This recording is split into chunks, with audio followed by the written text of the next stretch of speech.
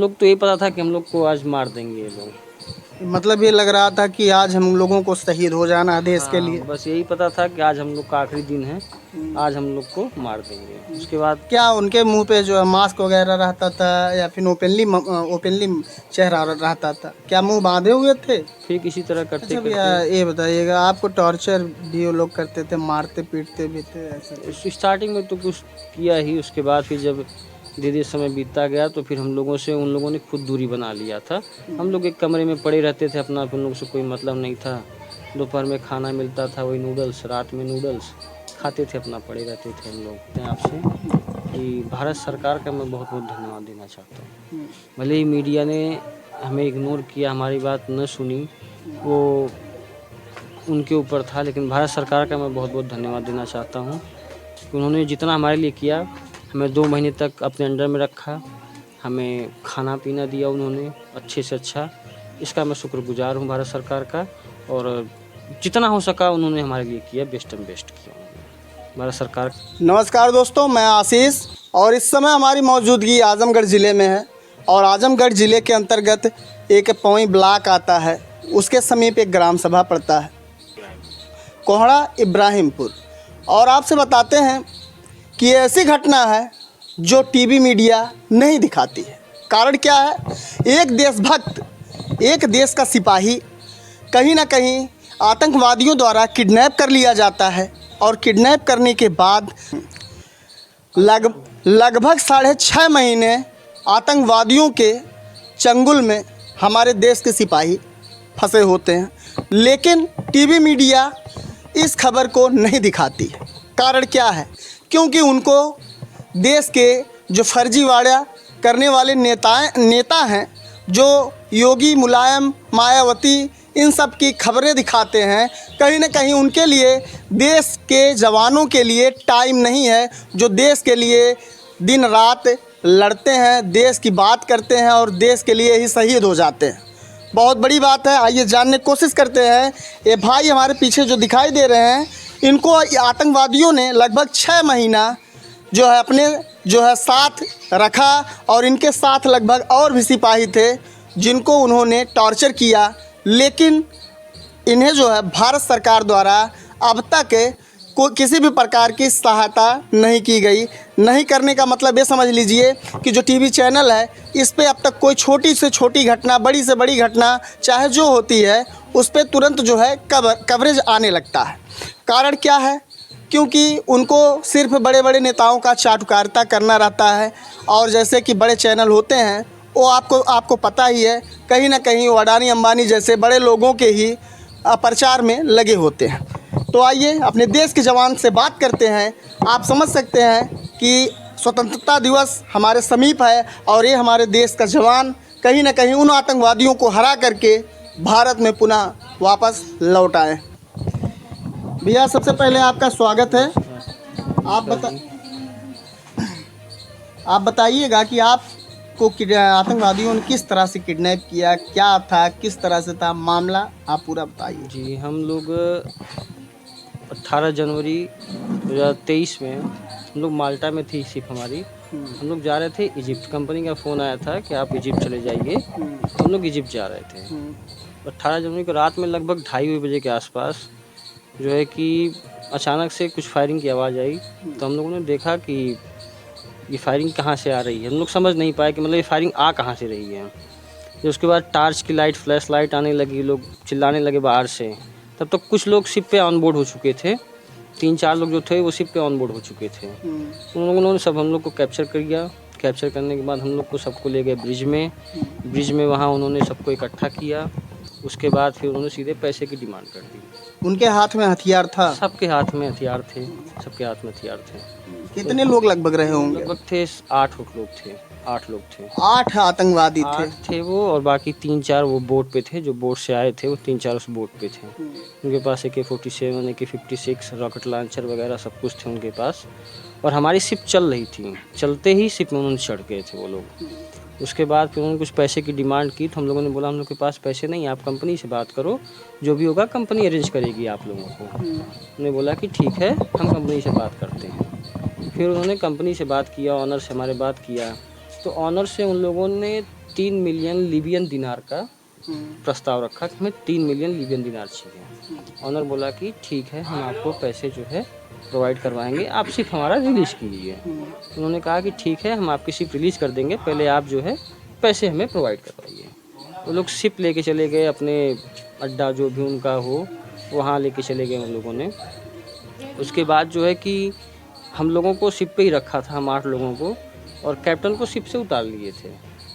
उसके बाद 21 दिन बाद उनके बाकी बंदे शिप पे रहते थे ऑन बोर्ड ही, लगभग 10, 20, 50 लोग। और जिस बार वो शिप ले गए, जिस टाइम जब हम उनके अंडर में गए, सुबह के लगभग 8-9 बज रहे थे। तो उस टाइम लगभग आए होंगे 100-150 आदमी, 100-150 आतंकवादी 150 आए शिप से। उसके बाद उन्होंने, काउंट तो हमने नहीं किया था, लगभग 7-8 बोटें आई थी, 7-8 बोटें आई थी। और सब लोगों के पास जो है कि हथियार थे। शिप पे से जो जिसको लूट बना उन्होंने लूटा। खाने का सामान था, हम लोग के लगेज थे, कपड़े लत्ते थे, पैसे थे, मोबाइल था, मतलब कि जिसको जो समझ में आया उसने वो लिया। हम लोगों के पास जो बदन पे कपड़े थे वही कपड़े थे, बाकी हम लोगों के पास कुछ नहीं था, चप्पल तक भी नहीं था, चप्पल तक भी लेके चले गए थे सब। कैसे तैसे करके हम लोग सर्वाइव किए। घर वालों को हमारी खबर नहीं थी, बस उसी में से जो एक आदमी थे जो हमारे चीफ इंजीनियर का फ़ोन लेके उन्होंने जो है कि पोस्ट कर दिया था कि हम इन लोगों को ऐसे ऐसे पकड़े हैं। फिर उसके बाद हमारे बुआ के लड़के भाई हैं, उनको ये बात पता थी, तो उन्होंने जो अंदरूनी तरह से कार्रवाई करना था उन्होंने करना चालू कर दिया था। लेटर भेजना मुख्यमंत्री के पास, योगी जी के पास, और जो है कि अमित शाह जी के पास उन्होंने लेटर वगैरह सब भेजना चालू कर दिया मिनिस्ट्री में। उसके बाद 21 दिन बाद कैप्टन हमारा जब ऑन बोर्ड आया तो शिप हमारी निकलने वाली थी। आपके कैप्टन को वो लोग उठा के कहीं दूर लेके चले गए? हाँ, वो अपने कहीं जो भी उनका बेस रहा हो वहाँ लेके चले गए थे। 21 दिन बाद कैप्टन हमारा ऑन बोर्ड आया था। आप लोगों को भी तो कहीं लेके गए थे बाद में? बाद में लेके गए थे, 21 दिन के बाद लेके गए थे हमें। और जो दूसरी गैंग थी जिनको पैसा नहीं मिला था उन लोगों ने शिप से उतार लिया हम लोगों को। रात में लगभग 11 बजे की बात है, हम लोग कंपनी से बोले कि इनके बंदे आ गए हैं, ये लोग हमें शिप से उतार रहे हैं। कंपनी बोली कि नहीं, आप लोग शिप से मत उतरो। हम लोग बोले कि नहीं, ये लोग शिप पे फायरिंग कर रहे हैं, हम अपनी जान बचाएं कि हम क्या करें। तो कंपनी ने फिर जो है कि फ़ोन नहीं उठाया हम लोगों का, जो मीडिएटर था वो भी बात नहीं सुन रहा था। तो फिर जब फायरिंग करने लगे तो अपनी आदमी जान बचाए कि क्या देखे। फिर हम लोग जो है कि अपनी डॉक्यूमेंट्स फाइल लिए, फिर गए उनके बोट पे। फिर जब पहुँचे किनारे तो देखे वहाँ पे लगभग 150 लोग खड़े हैं, सबके पास असलहा, गाड़ियाँ लगी पड़ी हैं। हम लोग गए, एक लोग सबसे विनती करते रहे। हम लोग तो ये पता था कि हम लोग को आज मार देंगे ये लोग। मतलब ये लग रहा था कि आज हम लोगों को शहीद हो जाना है देश के लिए। बस यही पता था कि आज हम लोग का आखिरी दिन है, आज हम लोग को मार देंगे। उसके बाद क्या उनके मुंह पे जो है मास्क वगैरह रहता था या फिर ओपनली चेहरा रहता था? क्या मुंह बांधे हुए थे? कुछ तो थे जिनके चेहरे पे मास्क था, बाकी कुछ थे ऐसे जिनके चेहरे पे मास्क नहीं रहता था। तो उनको हम पहचानते भी तो कैसे पहचानते, हम तो वहाँ के रेगुलर थे नहीं, उनके लिए तो हम एक अनजान ही थे, वो हमारे लिए अनजान थे, इसीलिए तो हमारे सामने बेनकाब ही रहते थे। तो उसके बाद फिर हमें लेके गए वो अपने अड्डे पे जहाँ उनका बेस था, वहाँ लेके गए हमें। तो वहाँ उन्होंने जो है कि एक रूम था, एक रूम में रखा हम लोगों को। उसके बाद हम लोगों को खाना पीना भी दिया उन लोगों ने। खाने में वही नूडल्स मिलता था हम लोगों को, गर्म पानी में करके नमक डाल के टमाटो पेस्ट डाल के मिलता था। हम लोग 4.5 महीने वहाँ जीवन यापन किए अपना। फिर जब मिनिस्ट्री में हमारे खबर चली, पता हम लोग की सारी रिस्पॉन्सिबिलिटी डीजी शिपिंग लेती है मुंबई की। हम लोगों ने वहाँ, फिर हमें फ़ोन मिला मार्च में हमें फ़ोन मिला, और वहाँ एक सूडानी लड़का था जिसके फ़ोन से हम लोग घर पे कभी कभी अपने कांटेक्ट कर लेते थे चोरी। तो और मेरे परिवार वालों को किसी को पता नहीं था ऐसा कि मेरे साथ ऐसा कुछ घटना घट गया है। उनको ये पता था बस कि शिप हमारी बिगड़ी है, घर वालों को ये पता था बस। फिर मार्च में सारी घटना जब हमने बताई तो हमारे पिताजी लोग, ये लोग मिनिस्ट्री में गए। फिर वहाँ पर जो एक मुलाकात की जयशंकर के पीए से। फिर उसके बाद स्मृति ईरानी से भी मुलाकात हुई, उनके पीए से भी। लोगों से मुलाकात होती गई, फिर जो है कि कार्रवाई आगे बढ़ती गई। फिर भारत सरकार ने, लीबिया में एम्बेसी नहीं है, भारत की एम्बेसी नहीं है? नहीं, लीबिया में 2016 में थी, फिर उसके बाद वहाँ से हट गई, अभी टूनीशिया में है। तो टूनीशिया से ऑपरेट होता है लीबिया की एम्बेसी। फिर उसके बाद एक बंदा रखा है वहाँ पे एम्बेसी का है, जो हम लोगों से मिलने के लिए पहले गया था मार्च में, तो उन लोगों ने हम लोगों से मिलने के लिए मना कर दिया, बोला कि आप परमिशन लेटर ले आइए तभी हम मिलने देंगे, नहीं तो मिलने नहीं देंगे। तो परमिशन लेटर जाता था, वो लोग परमिशन लेटर को फाड़ के फेंक देते थे। जो आतंकवादी थे। हाँ, वो वहाँ के मिनिस्ट्री से जाता था, लीबिया की मिनिस्ट्री से यहाँ की फॉरेन मिनिस्ट्री भेजती थी, वहाँ से फिर मैडम जो है थी, एक मैडम थी गोरखपुर की, तबस्सुम मंसूर, उन्होंने काफ़ी मदद की हमारी।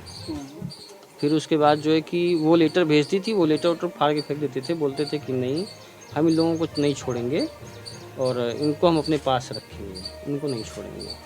फिर किसी तरह करते अच्छा भैया, ये बताइएगा, आपको टॉर्चर भी वो लोग करते थे, मारते पीटते भी थे ऐसा? स्टार्टिंग में तो कुछ किया ही, उसके बाद फिर जब धीरे धीरे समय बीतता गया तो फिर हम लोगों से उन लोगों ने खुद दूरी बना लिया था। हम लोग एक कमरे में पड़े रहते थे अपना, फिर उन लोगों से कोई मतलब नहीं था।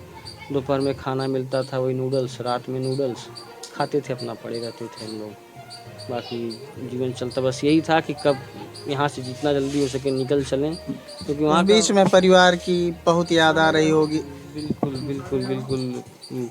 बस क्या ही बताएं कि परिवार की तो बहुत ही याद आती थी। बस यही था कि इंसान को सब कुछ लेके चलना पड़ता है, बर्दाश्त करते थे हम लोग, बहुत घर बर्दाश्त पे किया। ऐसा माहौल था कि वाइफ प्रेग्नेंट भी थी, कहीं ना कहीं एक खुशी थी आपके मन में? बिल्कुल खुशी तो थी सबसे बड़ी, लेकिन ये भी था कि घर पे बात भी करना ज़रूरी था, और अगर मोबाइल मिलता भी था तो वही 2 मिनट के लिए 1 मिनट के लिए मिल जाता था, तो वही चोरी छुपे बात कर लेते थे। लेकिन वही जब मार्च से मेरा बच्चा होने के बाद जब हमें फ़ोन मिला, बच्चा होने से पहले ही फ़ोन मिल गया था हमें, तो मैं ही गया था उन लोगों के पास फ़ोन मांगने के लिए, तो उन लोगों ने मना कर दिया था। तो फिर एक सूडानी था, फिर मैं उसको लेके गया साथ में, फिर मैंने वहाँ ट्रांसलेट किया था, मैंने उसको इंग्लिश में बोला तो उसने ट्रांसलेट किया। तो एक वहाँ बंदा था जो मतलब कि थोड़ा फैमिलियर टाइप का था, उसने फिर जो है कि फ़ोन दिया हम लोगों को, फिर हम लोग जो है कि अपनी बात आगे चला पाए, कि घर परिवार में भी बात होने लगी।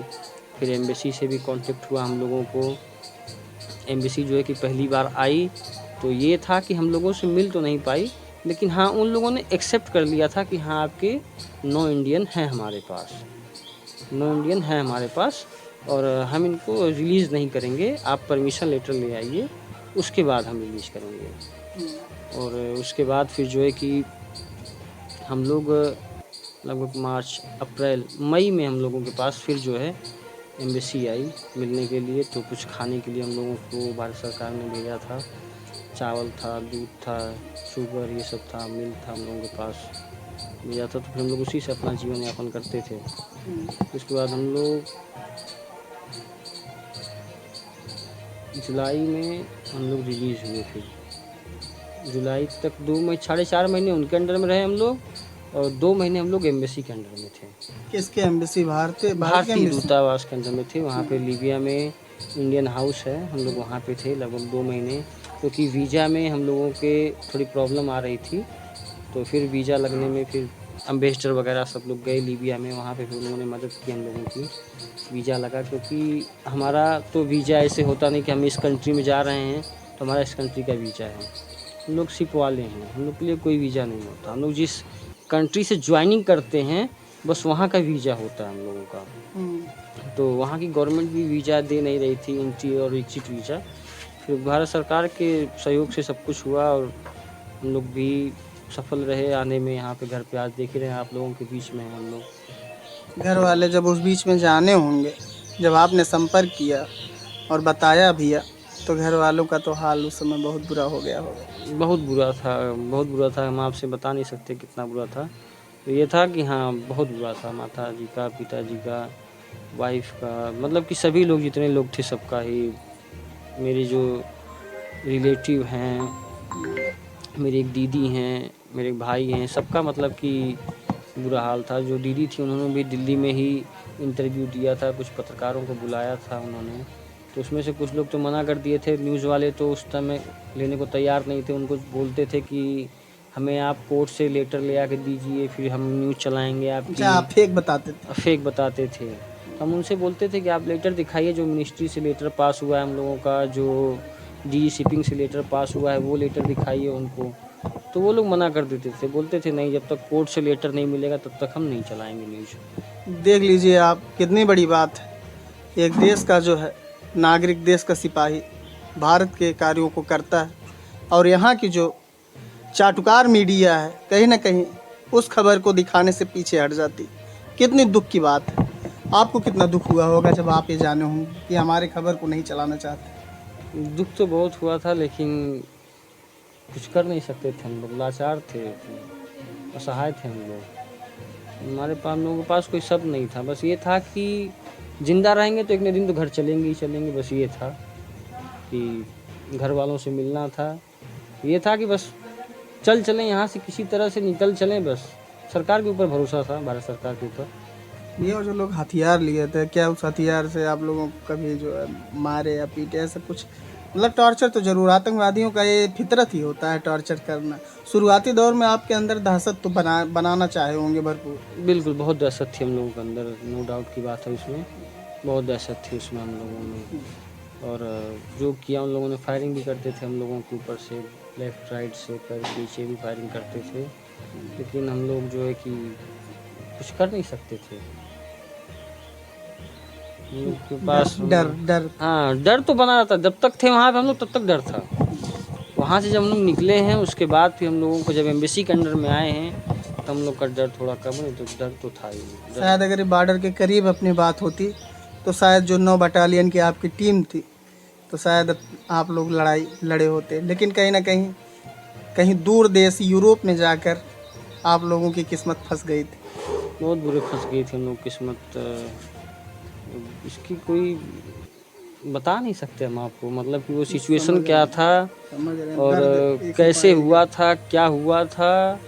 मतलब कि वो हम ना आपको, मतलब कि यहाँ से तो बता सकते हैं पर यहाँ से नहीं वर्बली बता पाएंगे। मतलब कैसे हुआ था, क्या हुआ था। मतलब बहुत ही इतना था कि हम लोग बहुत कष्ट में थे। बहुत कष्ट था हम लोगों को। देख लीजिए भारत की क्या हाल है, भारत की सरकार की क्या हाल है। गृह मंत्री कहीं ना कहीं इस मामले को पाते हैं, लेकिन इतनी ढिलवाही करते हुए मामले को इतना लंबा खींचते हैं कि न्याय नहीं मिल पाता है। न्याय मिलने का मतलब यही आप समझ सकते हैं कि जिस उम्मीद में इनका परिवार इंतज़ार कर रहा था कि मेरा लड़का अब आएगा, उन आतंकवादियों के चंगुल से अब छूटेगा, तब छूटेगा, ऐसे होगा वैसे होगा, तमाम मन में बातें चलती रहती हैं। किसी का भी घर परिवार बहुत बड़ी बात है। कमेंट के माध्यम से आप बताइएगा कि ये जो भाई के साथ में हुआ कितना सही हुआ और कितना गलत हुआ। और जो यहाँ की मीडिया है, मीडिया के बारे में आप ज़रूर प्रतिक्रिया दीजिएगा कि ये जो मीडिया है, बिकाऊ मीडिया है, इसकी क्या विचारधारा है, क्या नीति है, इस पे एक बार जवाब ज़रूर दीजिए। एक चीज़ और कहना चाहते हैं आपसे कि भारत सरकार का मैं बहुत बहुत धन्यवाद देना चाहता हूँ। भले ही मीडिया ने हमें इग्नोर किया, हमारी बात न सुनी, वो उनके ऊपर था, लेकिन भारत सरकार का मैं बहुत बहुत धन्यवाद देना चाहता हूँ कि उन्होंने जितना हमारे लिए किया, हमें 2 महीने तक अपने अंडर में रखा, हमें खाना पीना दिया उन्होंने अच्छे से अच्छा। इसका मैं शुक्रगुजार हूँ भारत सरकार का। और जितना हो सका उन्होंने हमारे लिए किया, बेस्ट एंड बेस्ट किया भारत सरकार।